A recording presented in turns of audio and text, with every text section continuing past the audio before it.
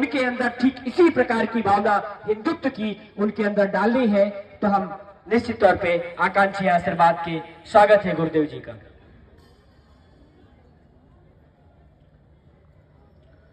बहुत बहुत धन्यवाद। राष्ट्रीय हिंदू संगठन सर्वप्रथम सभी को जय श्री राम, जय जय श्री राम परिचय दे देना चाहते हैं। ओम ब्रह्म दरबार साधना केंद्र यही आपके वाराणसी, प्रयागराज एवं हमारे भारतवर्ष के अलग अलग प्रांतों में हमारे आश्रम है। कार्य एक ही कार्य है, वही जो कार्य आप राष्ट्रीय हिंदू स्वयंसेवक संघ के पदाधिकारी एवं स्वयंसेवक कर रहे हैं, सेम वही कार्य हमारा भी है। बस थोड़ा सा देखने का अलग है, बस ढंग, कार्य सेम वही है। यहां पे अभी जैसा आपने कहा कि देखिए, जब श्रोता ही नहीं रहेंगे तो आनंद वो नहीं रहता।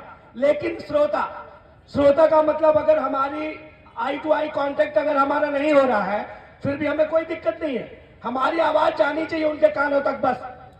अगर हमारी आवाज भी चली गई तो तनिक भी संदेह नहीं है कि जो हम करना चाहते हैं, जो हम परिवर्तन करना चाहते हैं, वो परिवर्तन होके रहेगा, होके रहेगा, होके रहेगा।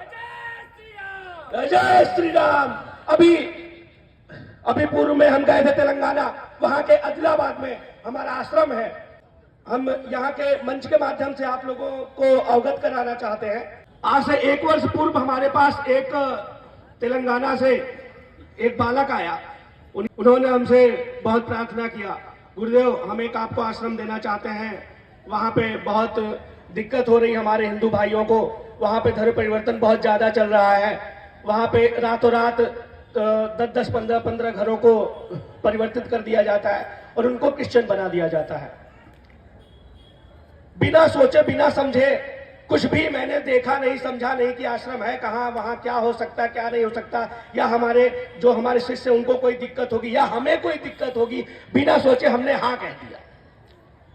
सिर्फ इसी बात पे नाम आ गया ना कि हमारे हिंदू भाइयों को कष्ट है, हिंदू भाइयों को कष्ट है। तुरंत हमने कहा ठीक है, आप वहां व्यवस्था कीजिए, अगले हफ्ते हम आते हैं अपनी टीम लेके। अगले हफ्ते टीम लेके गए वहां पे हमें आश्रम मिला, सब कुछ सही रहा, चलने लगा कार्य। जब हमें मालूम चला कि वो आश्रम जहां पे है वहां के 8 गांव क्रिश्चियन बन चुके हैं, सिर्फ एक गांव छोटा सा बचा है जिसमें 70 लोग बाकी हैं। ये जो 70 लोग बचे हैं ना, 70 लोग, ये जो आप कह रहे हैं कि ये भी होने वाले क्रिश्चियन, कल मैं उन्हीं के गांव में जाकर मीटिंग करूंगा, अपने आप वो भी अकेले जाऊंगा। सुबह हुआ, मैं अकेले गया वहां पे, अपने शिष्यों को मैंने रोक दिया आश्रम, मैंने कहा मैं खुद जाऊंगा अकेले। वहां पे बैठा, वो वीडियोस वगैरह है यूट्यूब चैनल में, वहां पे बैठे हम। वहां पे उन 70 लोगों से जब हमने बात की तो 70 में कम से कम 40 लोग तो उस समय ड्रिंक किए हुए थे, जो व्यसन में लिप्त थे। वहां पे श्री बजरंगबली जी का मंदिर था, उस मंदिर पे बैठ के हमने सभा की। 3-4 ऐसे थे जैसे तुरंत आंख पड़ कर देंगे ऊपर, ये उनका हाल था, सिर्फ इस नाम पे कि तुम क्रिश्चियन मत हो, सिर्फ इसी नाम पे। आखिर में दिक्कत कहां से आई, आखिर में हो क्या रहा है, क्या हो रहा है कि तनिक पैसे की लालच में। मैंने पूछा, मैंने कहा ये बताओ कि क्यों ऐसा आप लोग कर रहे हो। उन्होंने कहा ऐसा नहीं है गुरुजी, हम भी सनातनी हैं, हमें भी भोलेनाथ से प्रेम है, बजरंगबली जी से, श्री राम जी से, मगर क्या करें, खाने के लिए ही नहीं है। वहां पे ऐसा हाल तक वहां खेती बाड़ी भी नहीं हो सकती थी, पहाड़ के पास गांव थे वो।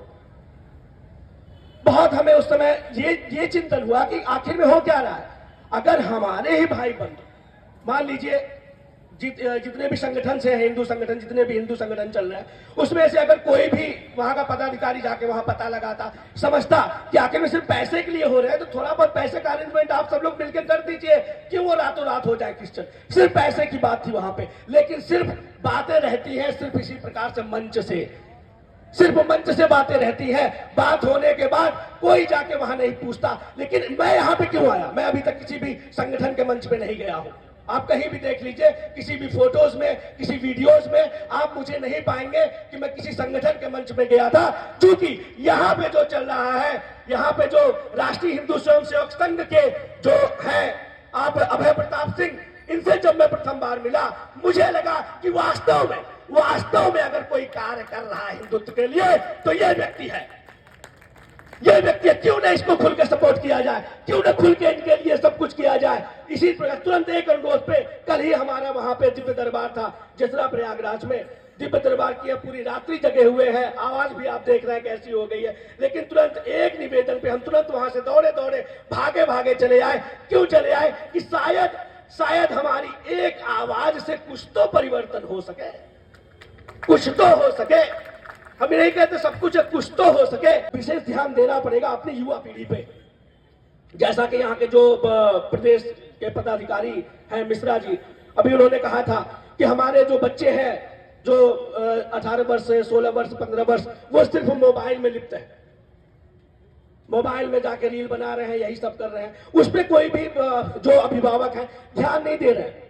वो पूर्ण रूप से इस प्रकार से उसको छोड़ रखे हैं कि हमारा बालक बहुत अच्छा है, पढ़ रहा है, अरे मोबाइल चला रहा है, उनको उसमें आनंद आ रहा है, उनको डांटने के सिवा आनंद आ रहा है। और डांट भी दे रहे हैं तो बच्चों का ये हाल हो गया है कि गुस्सा हो गया। अभी मेरे पास आया था, अभी एक केस आया था 3 दिन पहले, फोन आया, गुरुजी हमारा बालक गायब हो गया अभी 2 बजे, पता नहीं कहां चला गया। हमने कहा भैया थाने में जाओ, हम क्या करेंगे। नहीं गुरुजी थोड़ा तो आप देख के बता दीजिए, आप बता सकते हैं। हमने कहा ठीक है, चलिए प्रार्थना करते हैं प्रभु से। प्रभु श्री राम से प्रार्थना किया तो हमने क्या पाया कि बालक को उसकी मां ने डांटा, बालक को उसकी मां ने डांटा, इस वजह से बालक भाग गया। 12 साल का बालक, सोचिए हम लोग किस स्थिति से गुजर रहे हैं। 12 साल का बालक, उसकी मां ने थोड़ा सा डांटा और वो सीधे निकल गया घर से बाहर। 10 घंटे हो गए, पता ही नहीं चल रहा कहां गया बालक। हमने कहा आप आराम ढूंढिए, कहीं गायब नहीं हुआ है, कहीं रास्ते में ही होगा, आप ढूंढिए। ढूंढते रहे वो लोग, तो सुबह भोर में 4 बजे पा गए बालक को। तो ये हाल है। हमें पहले इस पे परिवर्तन करना पड़ेगा, पहले हमें इस पे लगाम लगानी पड़ेगी। क्योंकि जब इस पे लगाम लगा लेंगे, इस पे परिवर्तन कर लेंगे, जब हमारा माइंड कंसंट्रेट होगा, जब हम समझेंगे कि वास्तव में हम हैं क्या, तब तो हम जानेंगे कि हम हिंदू हैं। जब हमें अपने आप के बारे में ही नहीं पता है, हम तो भैया सीधे सीबीएसई बोर्ड में पढ़ रहे हो, जा रहे हो वहां पे क्या है, कहीं भी नहीं है ना कि या कुंदेंदु तुषार हार धौला, नहीं चल रहा है, अब सब बंद हो गया। आखिर में क्यों? हमने भी तो पढ़ाई की है, हमारे समय में तो सब कुछ था। आखिर में क्या चेंजिंग? अभी यहाँ पे श्री अभय प्रताप सिंह जी ने यही कहा कि अब कुछ चल ही नहीं रहा, सब कुछ चेंज हो गया है। ये जो विदेशी पद्धति आ गई है, इसका भी हम आप समर्थन कर रहे हैं पूर्ण रूप से। हमें आपको विचार करना चाहिए, हम आप अभिभावक हैं, हम आप समर्थन कर रहे हैं कि नहीं हमारा बालक आईसीएसई बोर्ड से पढ़ रहा है, बोर्ड से पढ़ रहा है। नहीं, हमें विचार करना पड़ेगा।